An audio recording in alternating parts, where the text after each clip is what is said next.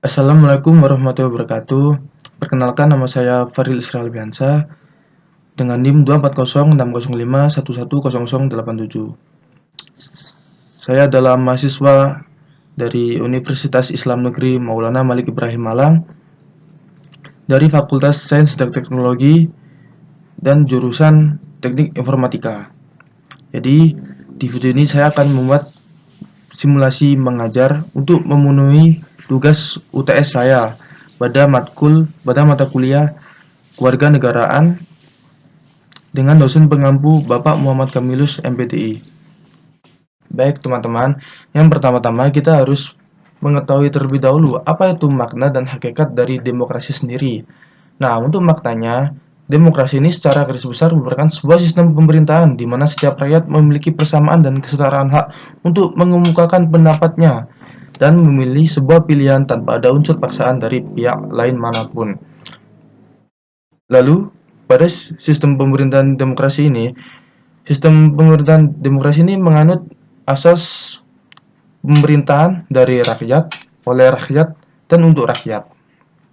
Nah, pada hakikat demokrasi sendiri, hakikat demokrasi ini maksudnya adalah sebuah sistem bermasyarakat dengan menekankan kekuasaan tertinggi yang berada di tangan rakyat. Hal ini mencakup berbagai aspek di dalam pemerintahan. Nah, jadi untuk makna dan hakikat demokrasi ini kita bisa simpulkan bahwa demokrasi ini adalah sistem pemerintahan di mana rakyat ini memiliki peran utama, di mana rakyat ini sangat berkuasa atas sistem pemerintahan. Jadi rakyat ini berkuasa, contohnya itu seperti pada pemilu. Kita saat pemilu memilih presiden. Nah, tidak mungkin presiden itu tiba-tiba langsung dipilih tanpa sepengetahuan rakyat. Jadi mau bagaimanapun rakyat itu bisa memilih dan akan mendapatkan sebuah impact atau sebuah feedback untuk rakyat itu sendiri. Nah, untuk sejarah demokrasi ini, demokrasi itu berasal dari bahasa Yunani kuno, yaitu demos yang artinya rakyat dan kratos yang artinya kekuasaan. Nah, jadi demokrasi ini artinya itu jika digabungkan menjadi kekuasaan di tangan rakyat.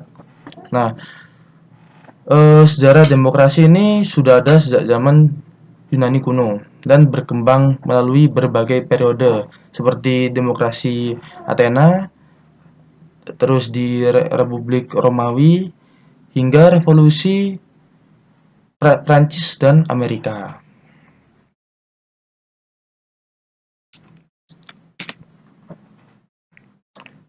Nah, pada perkembangan demokrasi di Indonesia.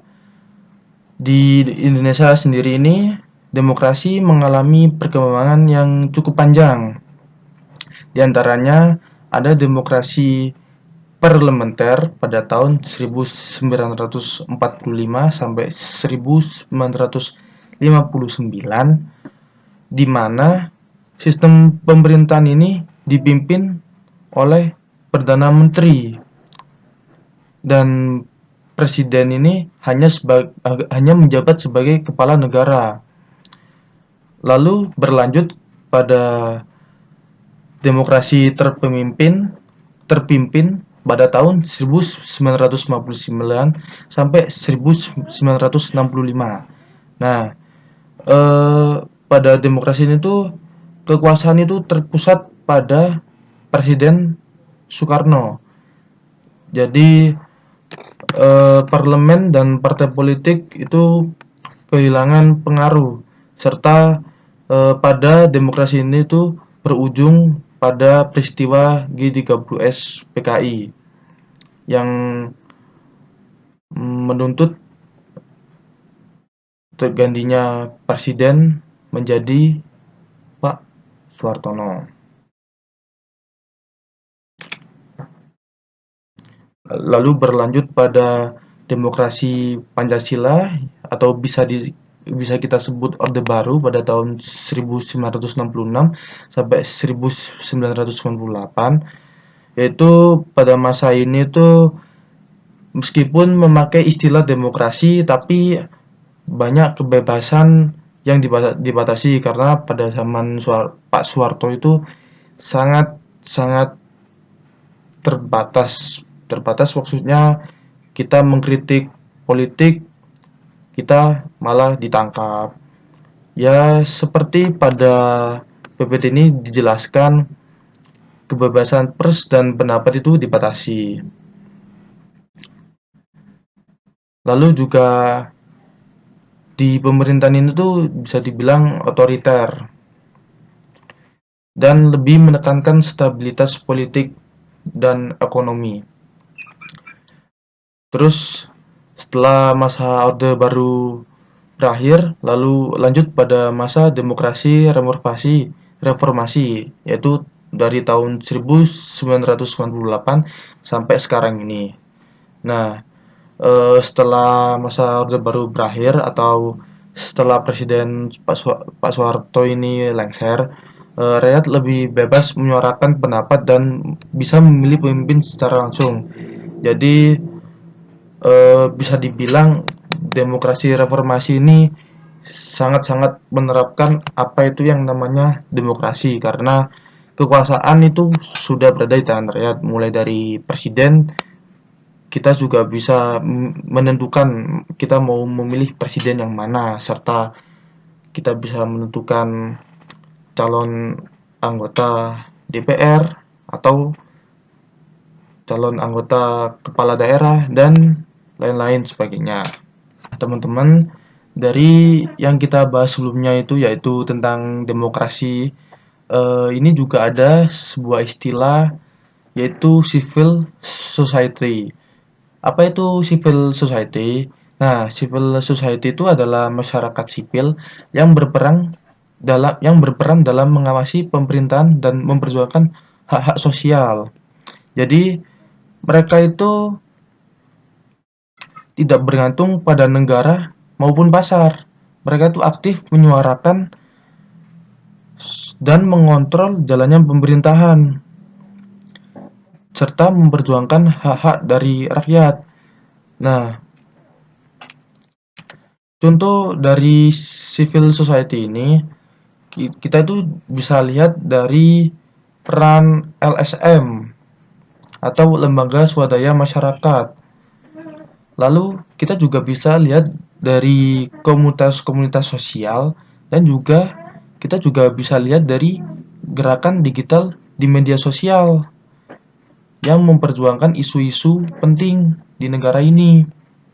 Nah,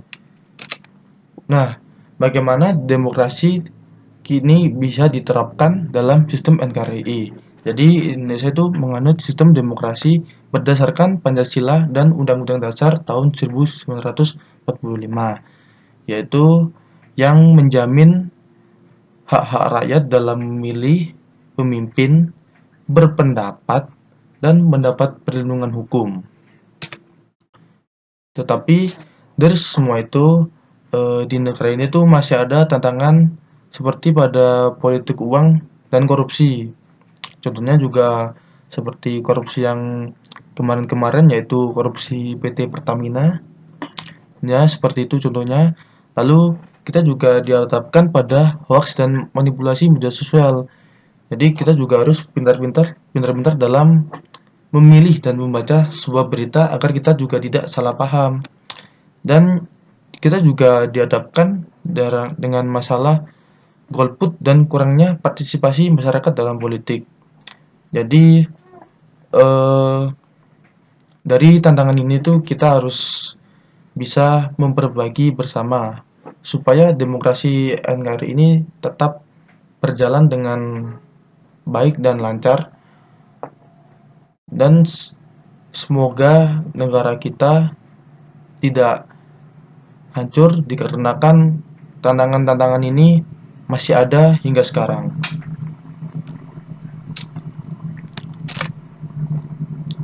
Nah, baik teman-teman, dari pembelajaran hari ini tuh kita bisa menyimpulkan bahwa demokrasi tidak hanya soal memilih pemimpin, tetapi juga tentang bagaimana kita sebagai warga negara atau rakyat dapat ikut serta dalam menjaga keadilan.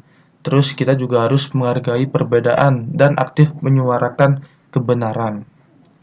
Nah, untuk civil society ini menjadi salah satu kunci penting dalam menjaga jalannya demokrasi agar tetap sehat dan berpihak kepada rakyat.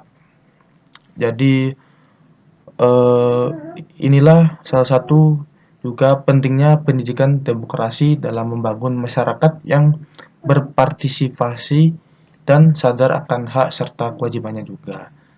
Eh, Semoga materi hari ini tuh bermanfaat dan menambah wawasan untuk kita.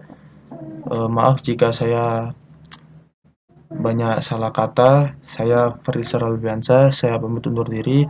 Terima kasih atas perhatiannya. Wassalamualaikum warahmatullahi wabarakatuh.